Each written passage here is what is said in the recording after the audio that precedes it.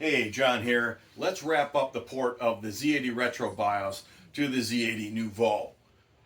We're going to do this by creating a library to make it more portable than the way I left it last time. I just went in there and made it go. Now we're going to clean it up so that it stays compatible with the Z80 Retro board, but you could also build the same code for the Nouveau.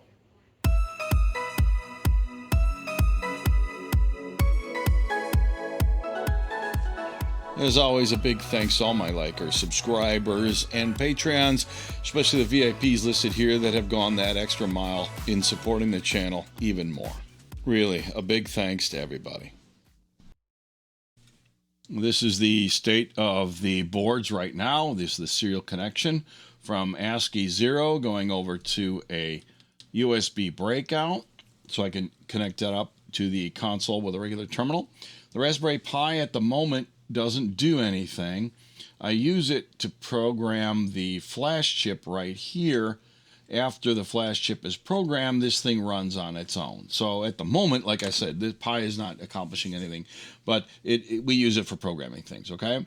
The S180 here is running at 18 point some odd about 18.5 megahertz, which makes it run about twice as fast as the clock speed of the Z80 on the Z80 Retro board.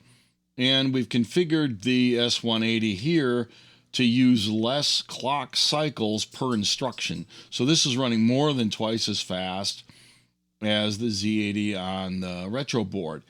This is actually I think I can put 2 megabytes of RAM on this if I really wanted to. This chip here I believe is a half meg. For just testing, they're so much cheaper than the 1 megabyte chip that I really designed it for, because the S180 can directly manage 1 megabyte of RAM if you want to, which, like I said, costs about twice as much. It is twice as much as this, but for testing right now, I don't need it, so this is fine. And of course, the ICE40HX chip here that exists for the sole purpose of me wanting to create peripheral interfaces for the S180 by implementing them in Verilog rather than adding chips and chips and chips to an ever-growing circuit board, a la, what we would have done circa 1978. This is it is a hybrid of both worlds.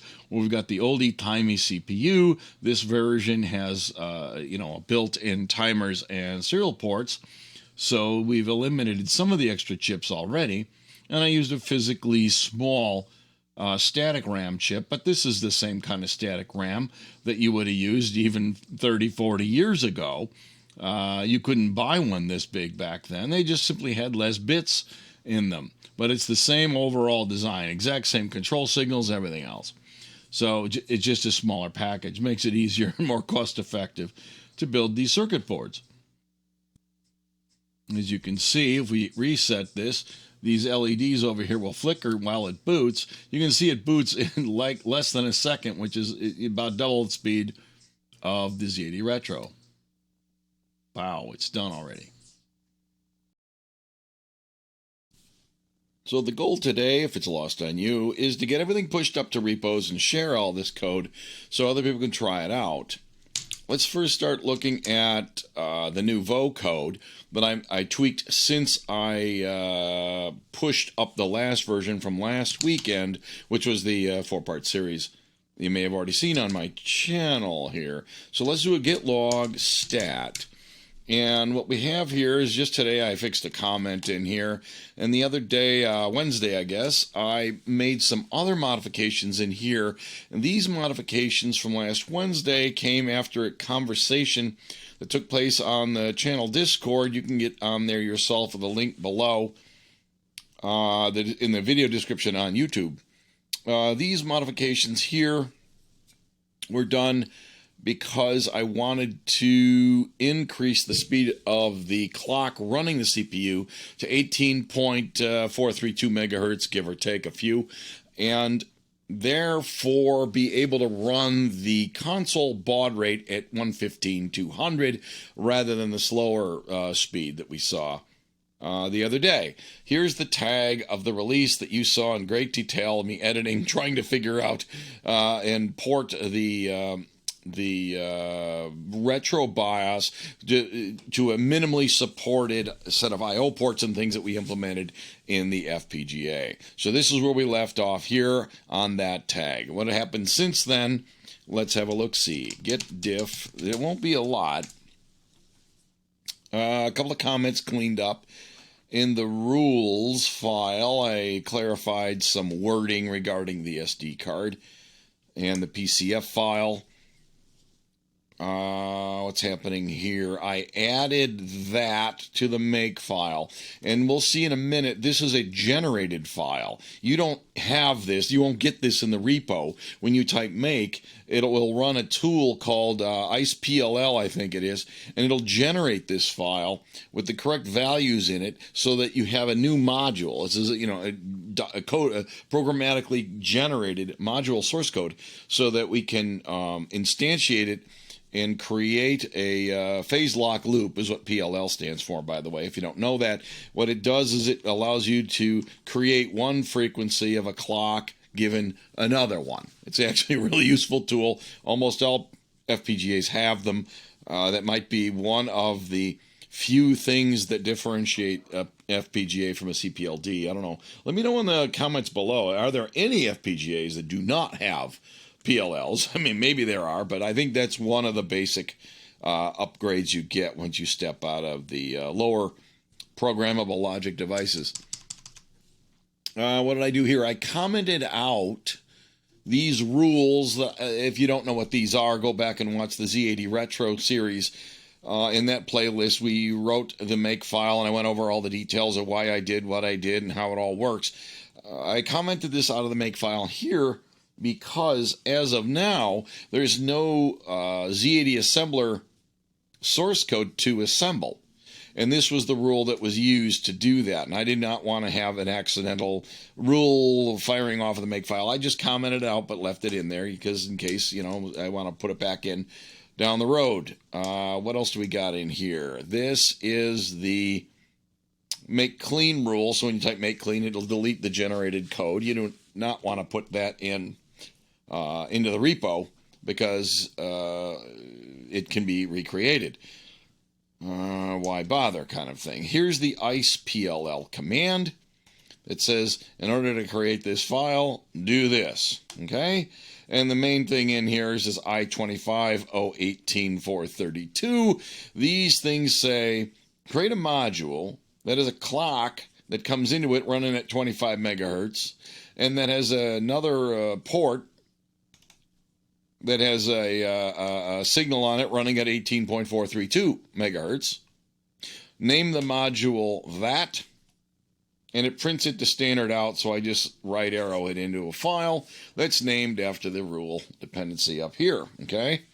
We'll look at it in a minute. Now, once you have that, you can create it in your top level module. I added a comment here to remind everybody that this is running at 25 megahertz coming in from the oscillator that's soldered onto the PC board. Down here I cleaned up some comments a little bit. We talked about all this stuff last time. Whether you're going to run at whatever this one here is probably running at 6.5 megahertz versus or 6.25 megahertz, I should say, versus 12.5 megahertz or something like that, okay? Now down here is where we instantiate the PLL. I probably should have commented this line out. It's not used for anything at the moment. This is the key. Create an instance of a module called that, right? Name the instance PLL. Connect to the input my HW clock that's running at 25 megahertz. You saw that on the command line earlier.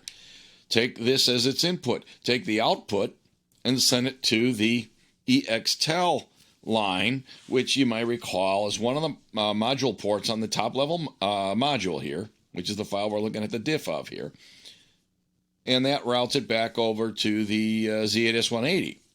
So this will send it the 18.432 megahertz, like I said, give or take, rather than either 25, 12.5, or 6.25.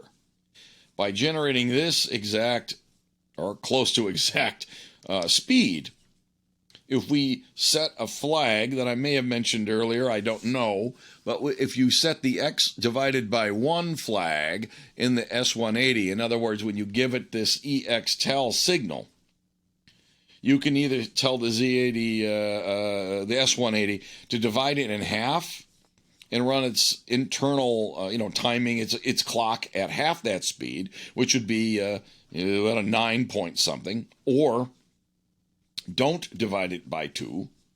Take it as is and run the S180 directly off that speed, which is pretty close to 20 megahertz. We sacrifice 1.5 megahertz or so because this allows us to get a really more accurate, speed for the ASCII inside there by using powers of 2 when we do the divisions, okay? Because this more evenly divides into here, okay? That's the whole reason we do this, okay? Now, you can do it other ways. I just chose to do it this way, and it gives us a chance to play around with the PLL generator and create one and stuff like that, okay? So this is the only difference since last Saturday when I uploaded the giant port in the marathon video of me trying to figure out how to make it all work. So if we make sure that we have what's going on here?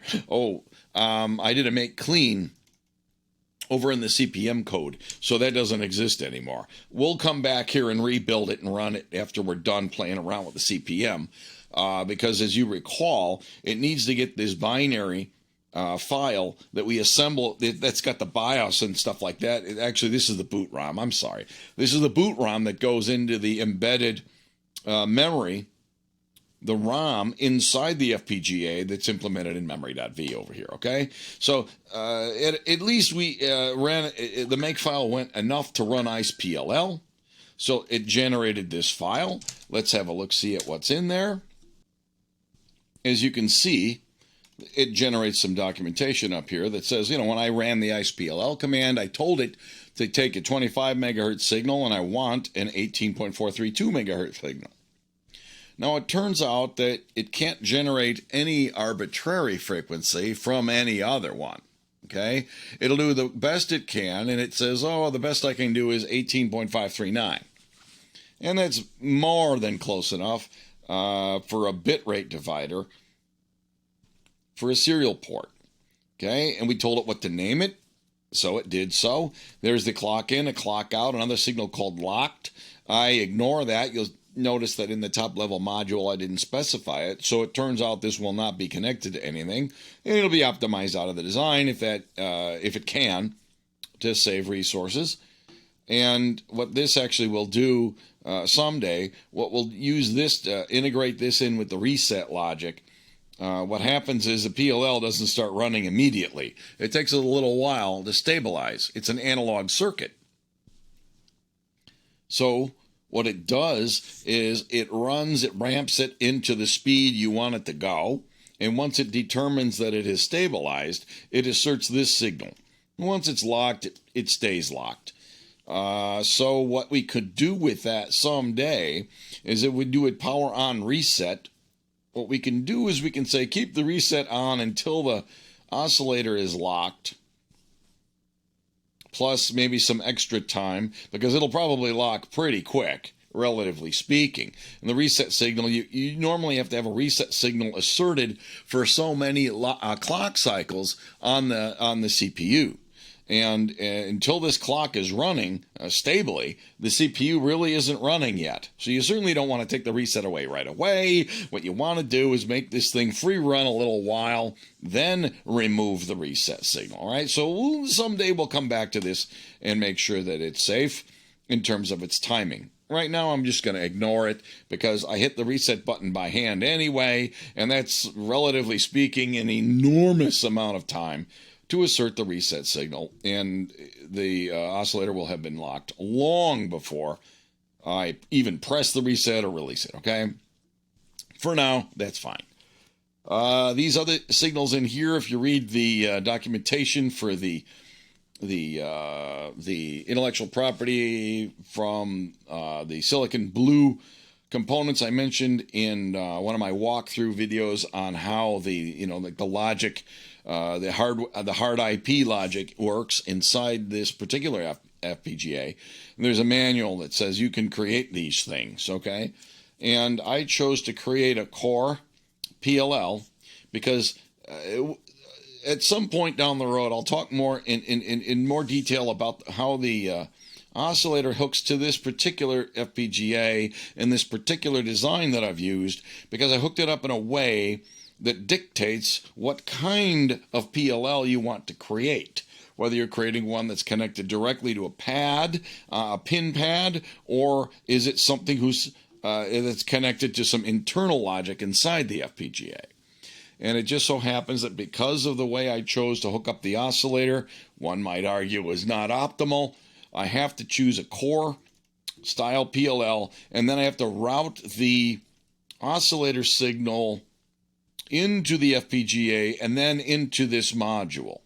There's another way. If I hooked that up to a different pin or any one of two other pins, you could directly connect it to the PLL, all right? So this is one of those things you learn by experience, and this design goes back a couple of years before I realized I chose the wrong pin. But it doesn't really matter. The result is it wastes 1 out of the 8,000 or so LUTs in the FPGA because I hooked it to the wrong pin. Not a big deal. Arguably, it might be the right choice, depending on other things. Ultimately, how we really want to deal with the timing in our ultimate design. Anyway, the bottom line is that's why I chose this particular PLL. All right. Now, the tool figures these other things out. You can go and read in the other manual. You have to come up with a divisor, a frequency reference, these various things, what range of frequencies you're using, and how whether when the oscillator runs, how does it sample the reference in a feedback logic circuit, and all these different options. So it's kind of a pain in the butt to do by hand. It's really nice that we have this command line tool that says, just make it so. Do what you can, and it came back with 18.539 using these configuration settings, and then you hook up these signals to the ports of this hard IP module, where we get our locked in and out signal. This is just right out of the manual, okay? But we have a fancy tool, so we don't have to figure these out by hand. This is just the way you do it. Everyone would do it this way. Okay, so that is pretty much everything, okay, for the FPGA. A quick pass through here without all the diff noise. The big issue is right in here. I put an if-def not to say don't do this, but yes, do this. As a result, we don't run it at 12.5 or 6.25 or whatever we were playing around with last weekend. We're going to run it at what I want to run it at is 18.432, but we're really running it at 18.3, whatever the heck you saw in the doc in the generated code for this module. All right. Now this down here, we can play around with that some more later. It depends on, we don't have a lot of logic in this design. As you'll see when I compile this, it'll generate some warnings that basically says you don't have anything going on in here. And that's kind of true. We have like a latch and a bunch of gates. And normally an FPGA design has a whole lot more going on. And one of the warnings is that the IOSys tool cannot discern what signal in here represents an actual useful clock, in spite of the fact that I generate one here. And it doesn't really, it doesn't know. The warning suggests that it was unable to determine this, and therefore I should take heed if I should, want something that it didn't figure out how to do on its own. It turns out we're doing so little, there isn't one. And you can play around with these buffers by hand if you want. And that's what I was thinking about doing. And I put this in there, but I stubbed it out. This is not going to be used either. The idea was I took the PLL and routed it into this thing, which generates a global signal out of it.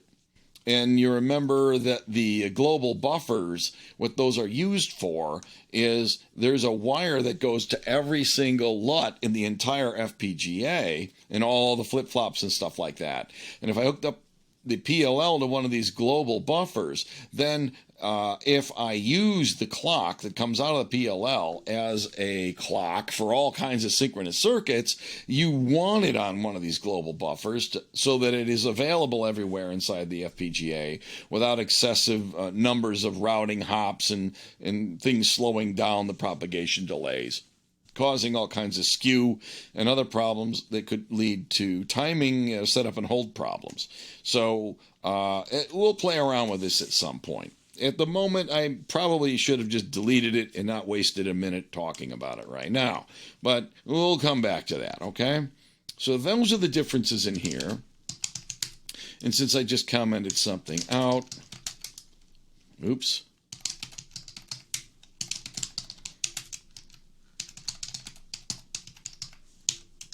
And I'll push that one down.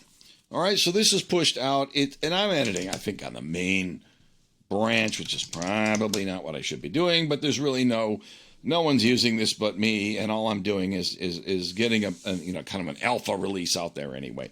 So there's no formal releases, there's no branches, nothing like that going on here, right? So that's where this code is. If you want it, you can go over to GitHub. To my usual page, what is it, -V. There'll be links below this video in the description on YouTube, and this is what it is if you want to copy it off the screen, okay? Now, we'll bring that terminal back in a little while. Now, here's a diff. What is this? Not a diff, but it's a git status. Yeah, where am I? I'm in the CPM directory here, okay? I have yet to push or share any of this code. This is everything I did last week, plus a little bit of cleanup, okay? Now, everything I did last week ended up with me tweaking the retro ASM, that was the BIOS. Remember, I put some if-defs and commented out some stuff that I wanted to get rid of that was for the retro, but it was not in the Nouveau, like the printer and the SIO chip and the CTC and all that, because they don't exist in the Nouveau board or in the Z8S180, okay? Now, that's fine and dandy, but I can't share this by pushing it back into the Z80 retro CPM repo up here, okay? Because I'll break it for everybody that's playing around with their retro. So I don't want to do that. As you recall, I created a new directory that's listed in here, this lib nouveau directory, okay? And I said I'm going to put libraries that are only specific to the Z8S180, the Nouveau project. I'm going to put them in here so that they're not in the way of people that want to build and tinker, just play around with the retro. All right. Now, what I did to clean up things is I also created a lib retro. So follow me here. What I did is I took all the Nouveau specific stuff and put it in files in the lib nouveau directory. I moved out of the old lib, where all the library stuff was for the retro. I moved the retro specific code into a lib retro directory. And I did exactly the same sort of thing that I did when I was creating the lib nouveau stuff last weekend in the 4-part series, okay? Now, because I moved the retro stuff aside, I have to adjust some make files and things, so there's a whole lot of modifications in here. Some of the files were not modified at all. I simply moved them, right? The CTC, the I/O, and the printer, and the SIO. These are things that only exist on the retro and not in the Nouveau. So you can see, get figured out. I've renamed these. I just moved it. I moved it from lib CTC1 to lib retro CTC1, and so on, all right? So no changes there, just moved. Get it out of the way. Lib now only has common library code like hex dump and put s and things that it doesn't care what kind of machine it's on. It's just Z80 code that would run on any Z80. That's why I had to move the retro-specific stuff out, okay? Now, you'll see in here I moved the file system make default file that I had to tinker with last weekend. I don't want to keep it down in the file system directory. I put it up at the top level. And we'll look more closely at this in a minute, because this is the key. If you want to build a retro image, you can. If you want to build a Nouveau image, you can, with all the same files. The only difference is when you do your assembly, do you include files from Lib Retro for the console, the printer, and so on? Or do you include files from the Lib Nouveau directory down here? That's it. Okay? Now, we didn't leave it that way on Saturday, so I had to clean a few things up. So there's going to be a lot of little changes in here, plus all the Nouveau code that we wrote last week. Okay? Let's start with a good diff, so we can see what's going on here in alphabetical order.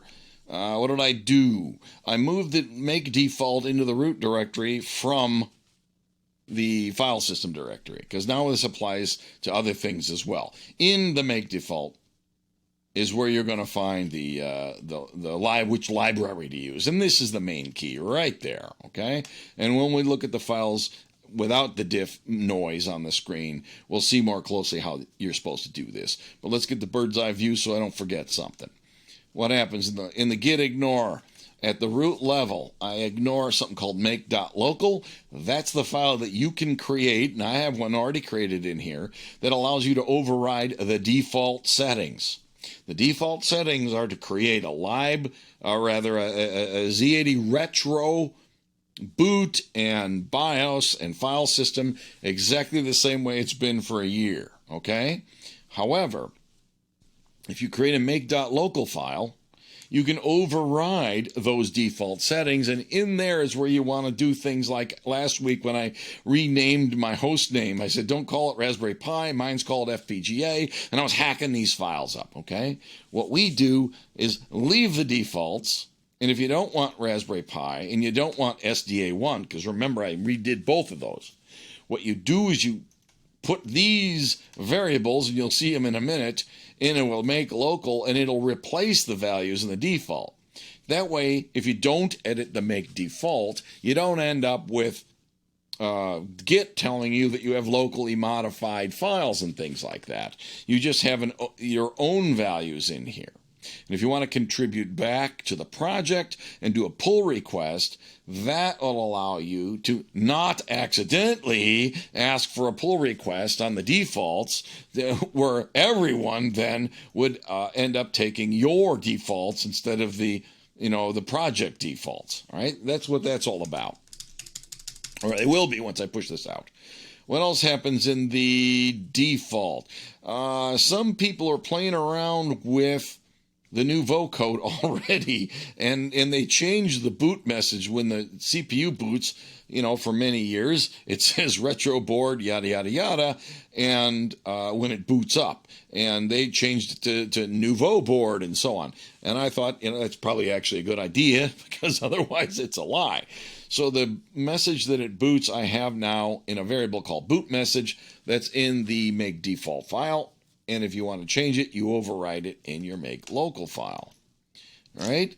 So in order for the new default stuff to work, what happens? We have to, for some reason I reordered these. That's just a cosmetic change. We have to what? Here's the retro and Nouveau show up in this rel files. When I make a release and it comes with a zip file of all the stuff for people that don't want to play around with Git and all that other garbage, and they just want the source code, they get a tar file, or a zip file rather. And I want to make sure that all the library files are in there. So I added these to that, okay?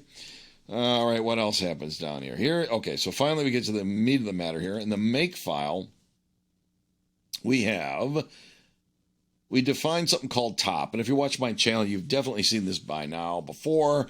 And all the make files, you declare where the top of the project is. And in the boot directory, which is, project root / boot, the top level directory is up one level.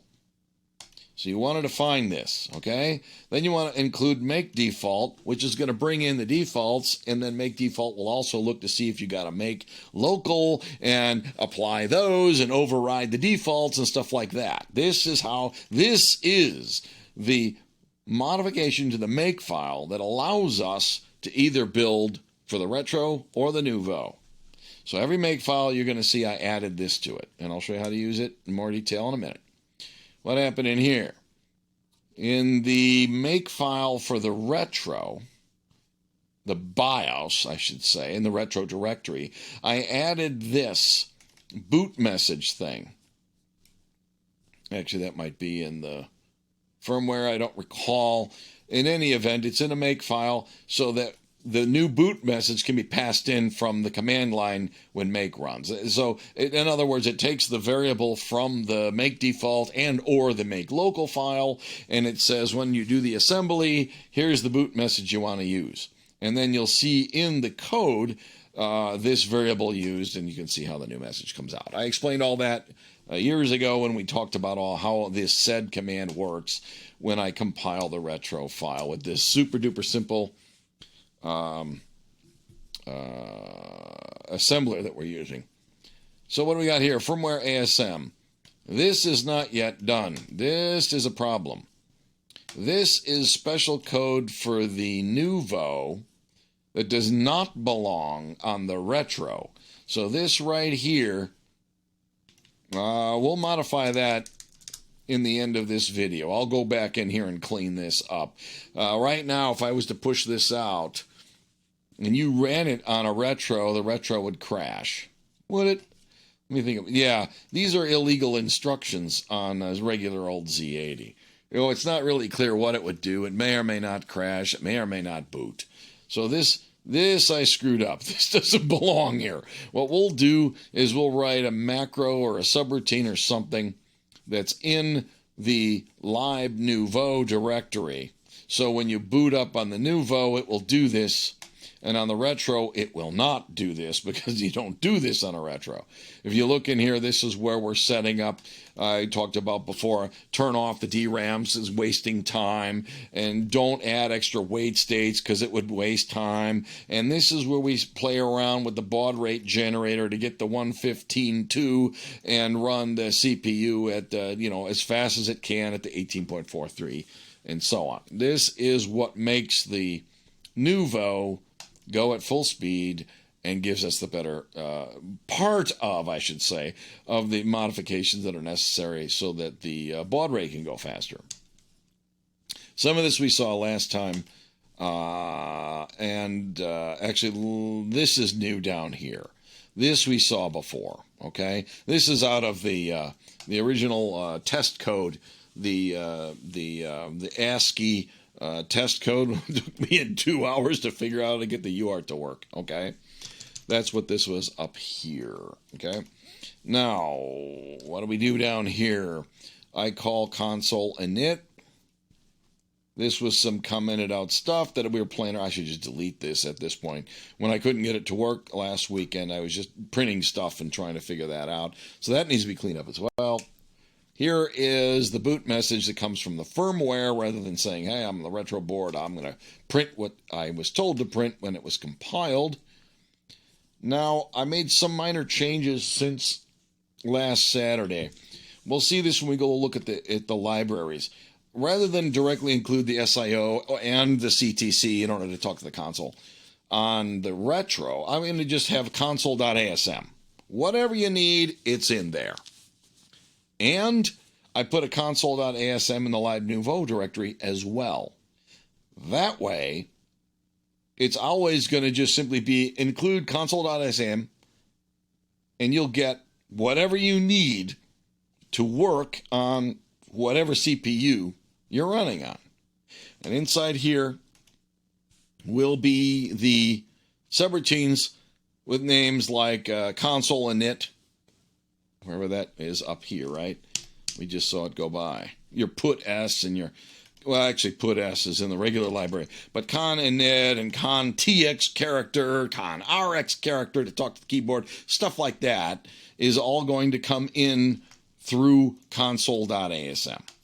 And I renamed con.asm that I was playing with last week because if you have con or PRN or AUX and stuff like that, people on Windows have a death of a time because Windows still thinks that those are special files and they won't let you reasonably use your own files that have a base name with the same 3 letters, which is just dumb in this day and age, but that's what happens. And I've had people post notes into the GitHub and ask, can you please, not do this because it makes it a problem on Windows? And out of respect for those people, I renamed the PRN and the CON files so that won't happen anymore, okay?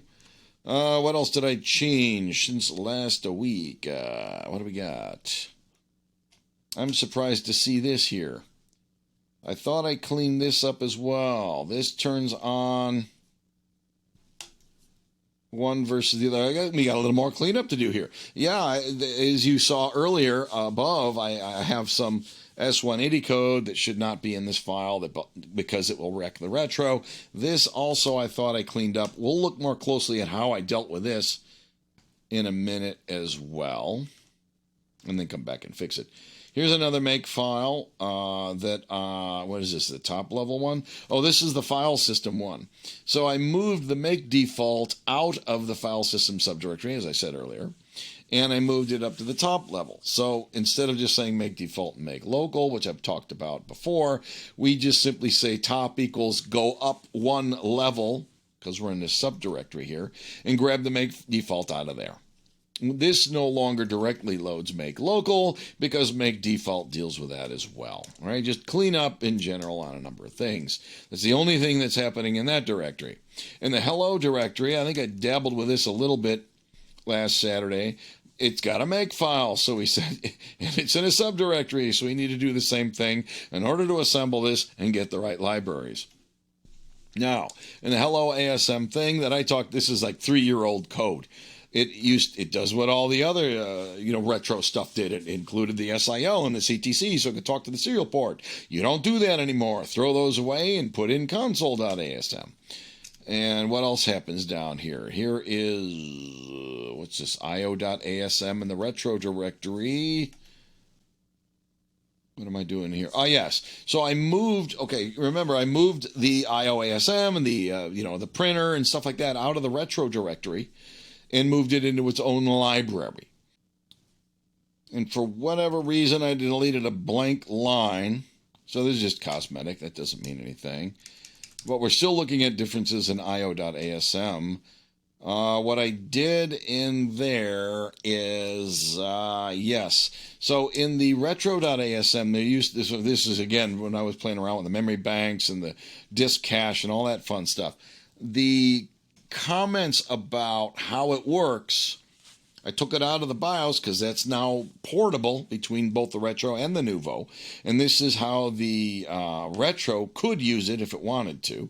So I moved the comment over and I moved this stuff in here, and you'll notice I got an equate for GPIO out init. This is new, it's brand new here. So instead of hard coding this in the retro BIOS and the firmware and the hello and all, whoever needs to do this when the thing is booting up, okay, I have an equate that says you set these bits accordingly. That way the retro can simply say, I need the initial value to be whatever this is. And this is one of the things that changes in Live Retro versus Live Nouveau. As you remember, I had like an if one and an else and stuff like that in the retro last weekend. Now we just simply say, look, if you're including this include file, then we are building for Live Retro instead of Live Nouveau. Set it to this. And we'll see another one of these in Live Nouveau, which sets it to the other value.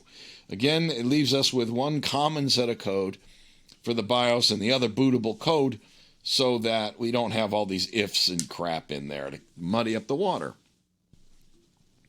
Okay, so I moved the list. So I moved the PRN file. I renamed it list so Windows doesn't gag on it.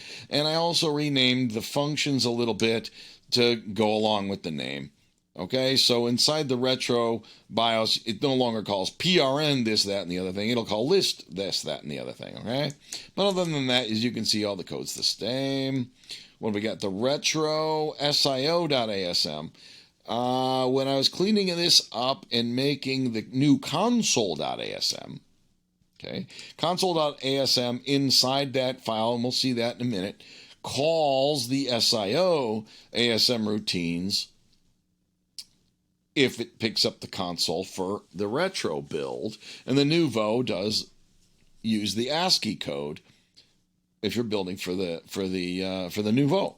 All right. So what I had to do is what I commented out a few things. I'll rename a few functions so that the new subroutines would find the right addresses. You can't directly use this anymore. I don't remember why. Oh, this relates to something else I commented on last weekend. There was a special bit of code where you hit the escape key, you can see the status of the disk buffer cache and stuff like that. And it should never have been left in the retro code. I missed that. Anyway, that code got factored out, and we'll see it again in the console ASM in a minute. And if you don't hit escape, I think it's finally, I commented that out. It shouldn't be in a real release. It comes in here and calls SIO_RX character. Anyway, it just has a wrapper function over in the console for the retro, so that it can still be turned on if you want to. But now the default will be off, because there's a make file in the BIOS directory. We have the defaults applied in there, okay? And what you'll see go by here is all the code that we played around with last week. Plus, for whatever reason, it looks like I cleaned up a comment in the disk config routines. Here's the actual BIOS down here. I added another date because we're playing around with it. And here's what I removed from the BIOS retro ASM file and moved into the IO.asm file for the retro, because this is not compatible with the Nouveau, right? Because it doesn't have bank selected memory yet anyway. I now directly call the console routines that I removed from the retro.asm. Same with the listing. Okay, so you'll see where we used to call these internal private routines, I now call whatever one is linked in from either the retro or the Nouveau directory. And this is the list, the printer status. The other stuff I left alone. What do we got going on here? Okay, when we boot up, we initialize the whole thing. I used to do this, and that's a problem because the printer stuff doesn't work on the Nouveau. All right, we spent enough time playing with that last week. This is where that new equate comes in. He doesn't, the BIOS doesn't know anymore what he's doing. He doesn't care, and he never really did. Okay, so when you include the io.asm file, there's an equate in there that says, here's a value that represents what it's supposed to be based on the current build. So the one for the retro will have this line here that I just highlighted. The one for the Nouveau won't have the printer junk or the memory bank stuff set, because it doesn't exist over there. Regardless, it'll do the right thing in the retro ASM and store it in the usual places. Okay, so we're now fully compatible and portable because I factored that out. Same thing down here. We don't have private console and printer junk anymore. Just call con init, whatever one comes from the library I'm linking in right now. And that, of course, comes from that make local file or the make default if you use the default value. So we call these instead of the internal private ones. And if you scroll down here, here's all the console routines that have been factored out. These are the retro versions. And in the retro library, you'll see all this code down in there in the console ASM for the retro. And this stuff that we wrote last weekend in the console ASM for the Nouveau. All right, so here's the BIOS con in. The printer junk will go into a printer. List.asm or something like that over in the libraries as well. Therefore, you don't see it in the BIOS anymore. Okay. What else do we got? There's the initialization for the console that got factored out. And instead of including the SIO and CTC and printer directly, we simply include the console and the list. The retro in the console.asm, you will see include SIO and CTC because it needs it in the retro. In the Nouveau, we just use the code we wrote last week, which is just going to sit in the console ASM. If we get fancy someday, maybe it'll be an ASCII ASM, but it'll still be included indirectly through the console ASM for the Nouveau, so that all this remains portable.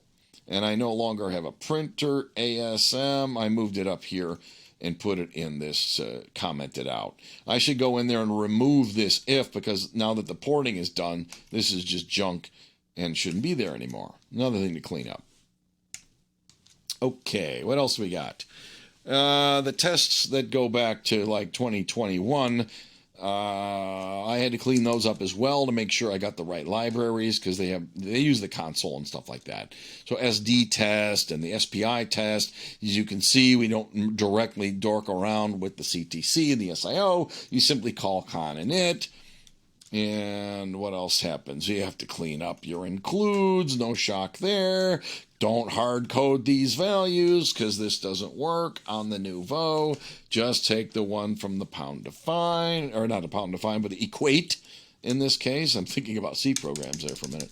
Here's another test routine, same exact mods. Don't directly initialize the serial. Call the library to do it for the appropriate platform we're running on.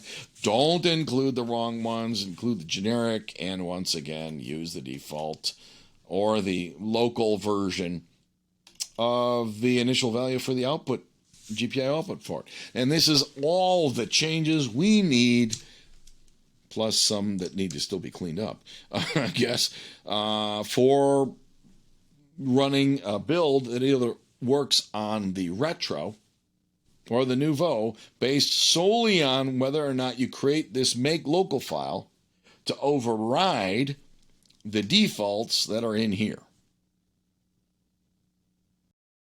All right, so let's start by looking at what's in the defaults.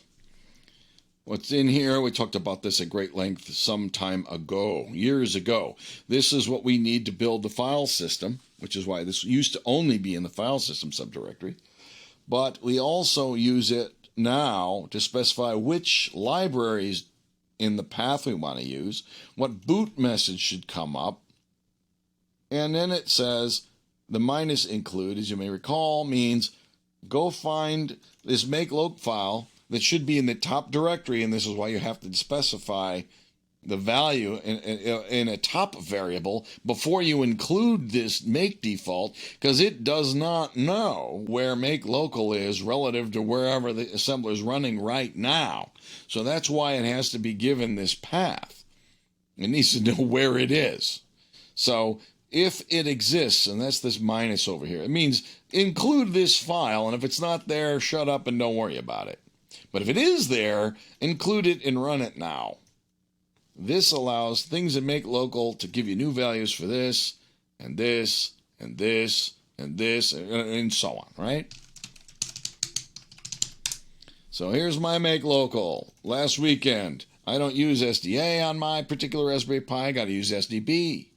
I don't have a Pi called Raspberry Pi. Mine's called FPGA.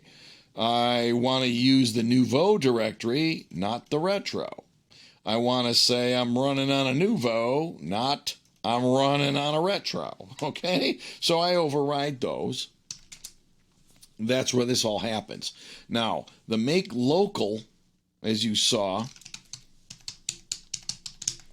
is one of the diffs is I added that to git ignore. So when I say git add and I add all my files, I don't have to worry about accidentally adding my local file and then sharing it with everyone and ruining your build. You will not get a local file. You'll get the default. And then if we should simply rename this to some other name. All right, now basically I don't have a make local file. I saved mine. If I type make clean or whatever, you can see it works. And it builds the retro BIOS. It goes over, what does it do? Oh, here's the boot code. Here's the retro BIOS. Whoa, I got an error. We got some splaining to do. Why did that happen in the retro directory? It's building the default, which means you should see a path in here that goes to grab lib retro. I guess I'm not quite done yet. So let's fix that and go ahead and do a release. That's not what I wanted to do either. I want to, I don't want to edit it. I want to move my local back to where it was. So it looks like I didn't do enough testing before I hit record. This should work. Okay, at least that works. This is what's supposed to happen. This one's building the Nouveau code, because you can see the library path has Nouveau in it. And that will build, and that will run. But, as you saw, if I don't build for the Nouveau, I have problems. So let's fix those right now and push this out. And remember, I'm on the develop branch right now, okay? All this is going to go into GitHub, but it's not going to go on the main branch. If you want to see this, play around with it and test it, and I encourage you to do so. Because if I broke something, I may not notice. You know, it doesn't even compile at the moment. That's a little embarrassing. I thought I tested that this morning. My point is, you got to grab the develop branch. This is not production ready, as you now know. Okay? Whoops-a-daisy. All right, so I renamed that one back out of the way. And if you type make world, it will do a clean, and then it'll recompile everything if you spell everything right. Okay, and this is what just croaked. So the boot code, I'm pretty confident is okay. This thing is probably broken because, as I noticed when we were looking at the retro a minute ago, oops, that's not what I want. I want to say git diff only the files in the current directory, not all over. Let's get a focused view on what's going on in here. So the make file for the retro, yes, that looks right to me. This comments, cleanup, that's fine. Comments, remove stuff that's only retro specific. Call these new routines, we just saw that. Use this instead of that. Call directly into the library, don't have my own. It's griping about printer stuff. So when I deleted all the stuff that's red, it probably had like printer stat or whatever it was, is gone. And I probably missed one of the routines that tries to call it. Or, yeah. No, these are all commented out right now because it's if one do this, else do that. And this has been removed. These are all portable. Well. Well, while we're here, let's mess up. Let's muddy the water and make multiple mods before we finish cleaning this up. Basically, I want to get rid of this junk that doesn't belong here at all anymore. So this SIO, CTC, PRN, all that goes away. It's replaced with just console and list, because PRN is one of those magical names we don't want to use on Windows. And the call gate for the disk routines. By the way, now that we're this far along, look what's left in the BIOS. We have a special console status routine I decided to leave in here because it has this weird return value that's supposed to be all ones if it is ready and 0 if not. And this is, shared between both. It's true for both the ASCII on the Nouveau as well as the SIO on the retro. So I left this one in here. But above here, the only thing left now is the boot code. And that's it. So there's your warm boot, and then you've got the initialization routine. There's your cold boot, and then the jump table. That's all that's left now in our BIOS. Everything else is factored into libraries and fun stuff like that. I could probably replace this, but I don't care right now. That's just cosmetic. So what's it griping about? It was griping about a PRN something or other. Okay. Make clean. It's upset about pernstat. Maybe I renamed it. I just searched for that. Where the heck is it? Oh, it might come from a library. Line 395 from standard in is what that means. And that's this assembler really blows chow.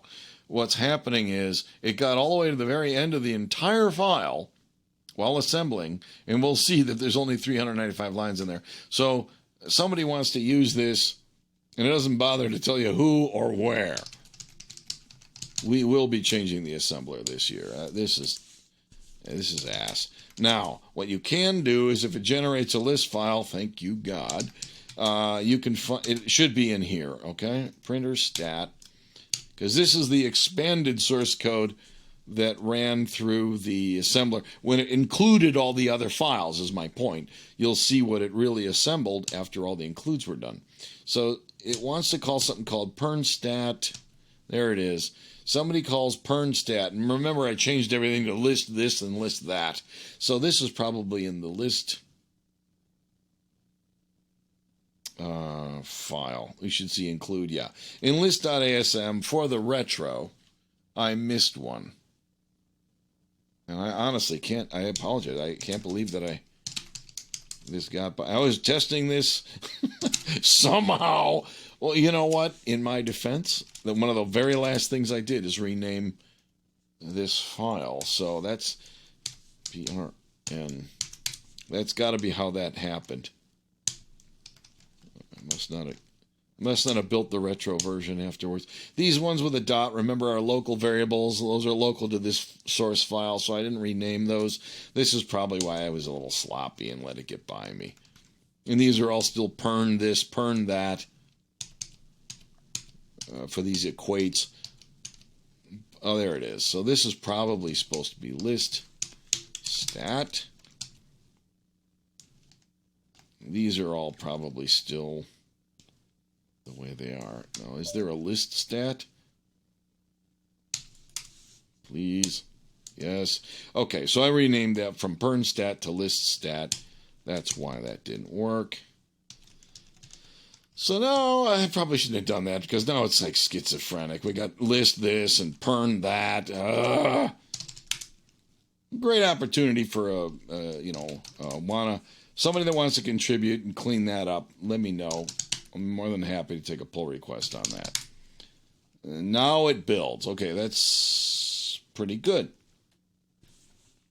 Also, I'd love to hear from people that want to run this, do tests. It just so happens that right now, my retro board, I can't use it. I moved recently, a year ago, and I'm still not entirely unpacked. I was looking all over the house today. I cannot find the cables and stuff for my retro board. I can hack some wires together, but I don't have what I need to boot it up right now. So I would love to hear from you. Comments below, get on the Discord, let me know. Issues on GitHub, post them, let me know. What you think, whether this thing works or not, okay? Okay, so I cleaned that up. Diff. Let's run through here once more real fast because I thought there was something else that I also had in there that it was dubious. I was cleaning that up. That's good. Oh, yeah, this is very dubious. This will not run on the retro. So we got to do a firmware hack. Yeah, this is also in the firmware. Get rid of that noise. What's this? CTC garbage that doesn't belong there either. Oh. All right, the rest of this looks so far okay. Okie dokie, okie dokie. Clean that up, okie dokie. And this is the retro stuff I factored out of the BIOS. There's the renaming that I didn't finish, but now it's done. Okay, there's the receive routines. SIO directory or something. Comments. There's the retro where I removed all that malarkey and call the driver directly. Remove the printer and the console junk from the BIOS. And I cleaned up that if then else just a minute ago, so we just call include console and list instead of all the other junk. And that's pretty much the end of it. Make file. Oh yeah, these are like the test programs, right? In the hello test and SD, yeah. So those are all cleaned up. Okay, so the problem now is the firmware needs a little bit of help. Oops, where am I at? CD, it's called boot. And now what are we going to do here? Clean this up. Make cleanage. Okay, so the problem with this is I have these initialization code that's unique to the Nouveau that I do not want to do on the retro. Now Now, this is kind of an awkward moment. This stuff, I guess we can do that just about any time. And what makes this awkward is I can't call a subroutine until after I have a stack, okay? So if I wait and do this later, it's okay. The only concern, if it's worth worrying about at all, and I'm going to go with a no, is that when the S180 is executing during this period of time, the clock is running very slow, because this changes the speed of the CPU from running at, it'll be running a quarter of the speed. It's divided by 2, I believe, twice, plus the wait states, and it just slows this thing way down. And the LDIR will take longer, but it's sub-second as it is. I'll bet it's a tenth or a hundredth of a second to do the copy, because there's just not that much to copy. So if we create a stack, then we call, we could call it board-specific init, okay? That's where the Nouveau could put extra code to start up the CPU and reconfigure its clocks and do all this fun stuff that's very specific to the S180. The Retro has nothing to do at that time because it's all in hardware. It can't do anything even if it wanted to, all right? And that would just be a stub in that case. So this we can say call, now it's very common to call it board support, BSP, all right? And I'll put a comment over here.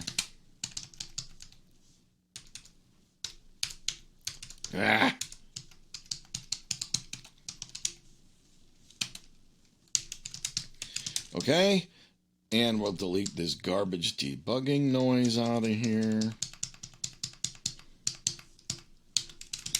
And the con init for the Retro, when we look at it, it has this code in it. I cut and pasted this out of here, okay? I'll leave it here for reference.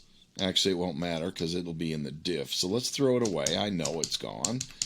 And we get rid of this, and now we're fully portable, provided that we create a thing called BSP init for both of these builds that does something, and this was the one we put for the Nouveau.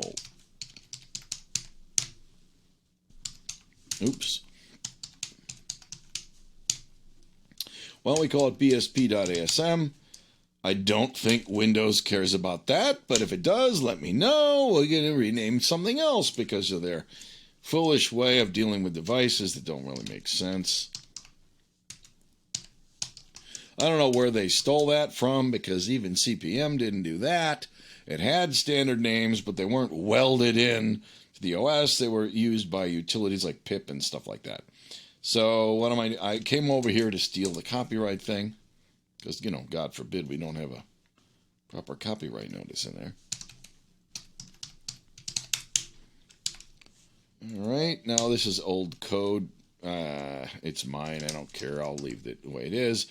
Now this is going to be BSP init, and this is essentially what I did for everything else. I'm like, oh, I have different versions for the Z80 versus the 180. Well, get it out of the common code and put it in here, and then create a stub if I have nothing for the other architecture.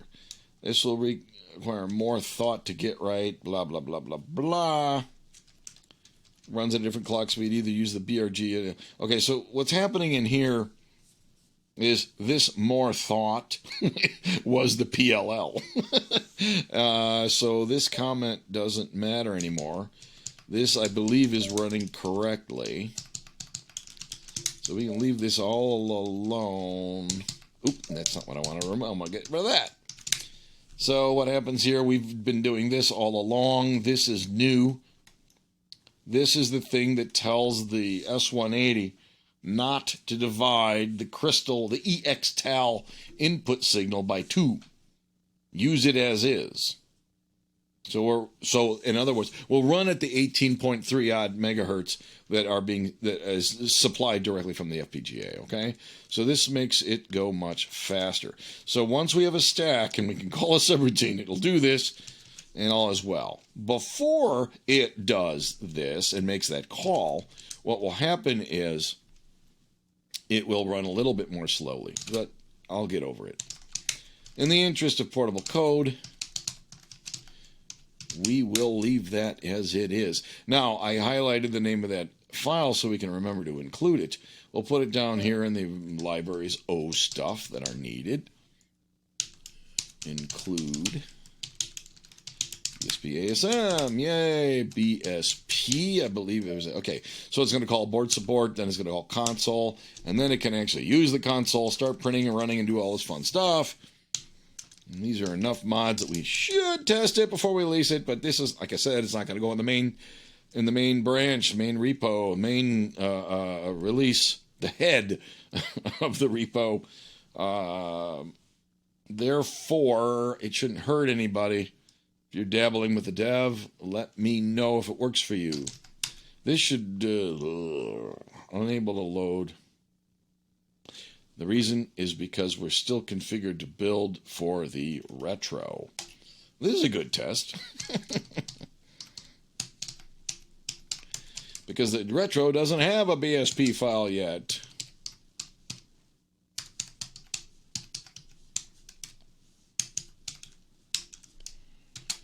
So we're going to steal the other one and gut it. Oops, that's not what we want to do. Vi BSP, blah, blah, blah.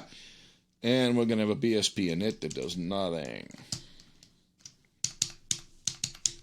Nothing to see here. Okay.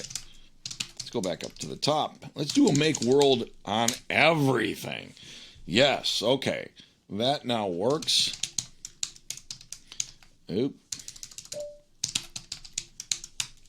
What did I do? LS, firmware, SLST.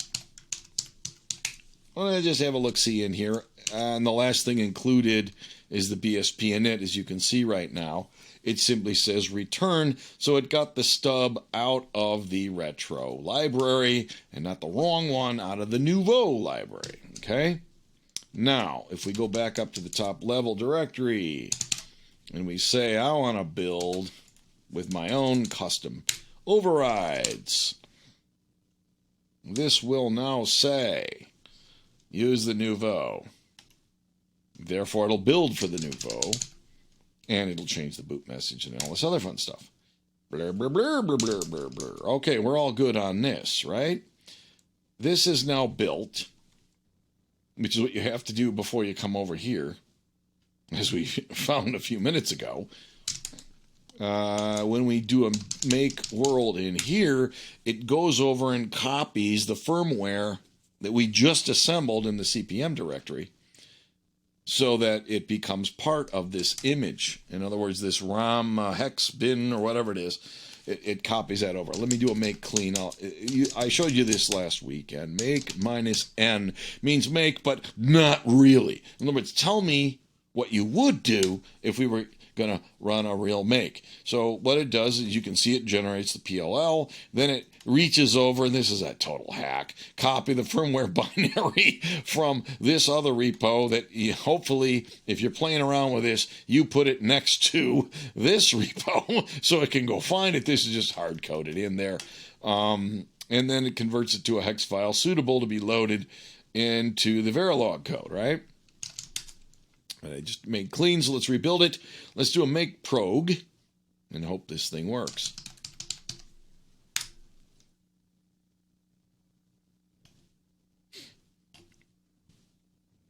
Now, if we grab our terminal, there it is.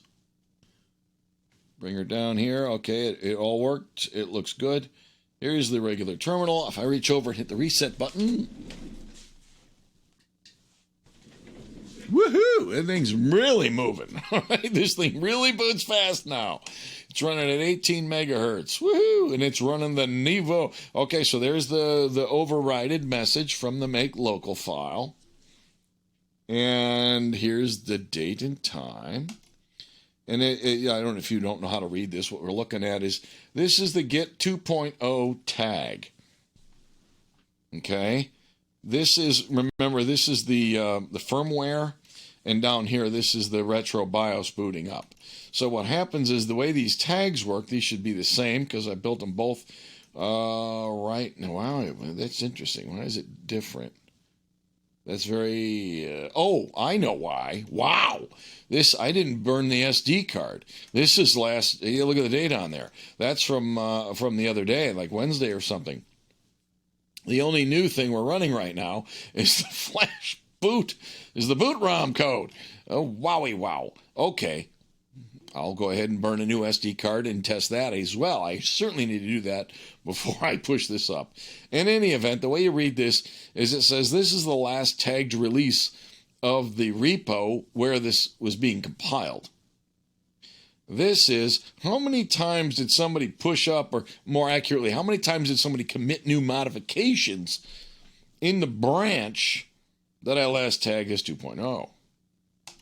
This is the first part of the hashtag. When you do a git diff or git log and stuff like that, each one of the versions that you push up has that big hexadecimal tag. This allows you to figure out which specific tag it is that was one after the last time I released 2.0. Dirty means that I have files when this was compiled that were not pushed into the repo. You never want to see this on code that you get from somebody because you have no idea what's in there. I could have done anything, and in this case, I did a lot. This means I did not commit before I compiled, okay? That's what that means. This here is the date and time that goes along with when this was tagged. So last November must have been the last time I did a release, and I called it 2.0. for the retro, okay? This is just the date and time of the current compilation that I just did. And I talked about where this goes in and how it comes in long ago when we went over this in the Z80 Retro playlist. I'll save you the repeat of that. And this down here is all the same stuff. And like I just noticed, this is the actual 2.0 release of the BIOS, plus local mods. I did not recompile the retro BIOS and put it on the SD card. That's what I did not do. This is from like last weekend or something like that. It was the 22nd. That must have been Wednesday.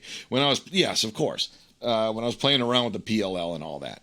So let me go ahead and burn a new SD card, reboot this. Once that's done, we know that at least the Nouveau works. Pretty sure the retro works because all I did is relocate some code into a library. You never know what.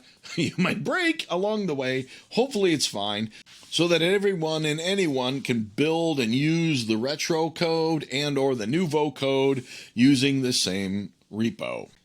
Get the terminal out of the way. Here's the FPGA code. Here is the regular old, good old CPM BIOS and all the fun stuff that we're working on. And inside here is where you type make, what was it, burn or make prog, I can't remember. We need to get this drive image on our SD card. What did I do? I guess that's that. I put it on SDB1. Put it back in the SD card underneath the FPGA board and hit reset. Woohoo! There she blows. Now we should have today's build, right? 240526, that's today. And now this should match that, okay, because they were both built today, as opposed to this built today and that built on Wednesday. All right, but you can see what's going on here. Whoa, that's not what you want to do in CPM. That's what you want to do over here. So, what I'm going to do is declare this as ready to at least share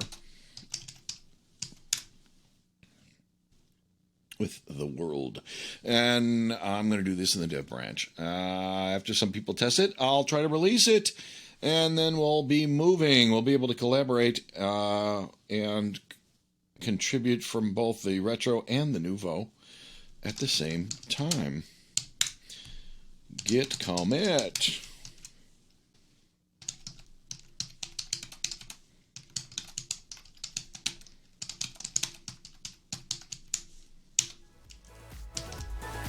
Git push. And there you have it. Thanks for watching. I'll see you next time.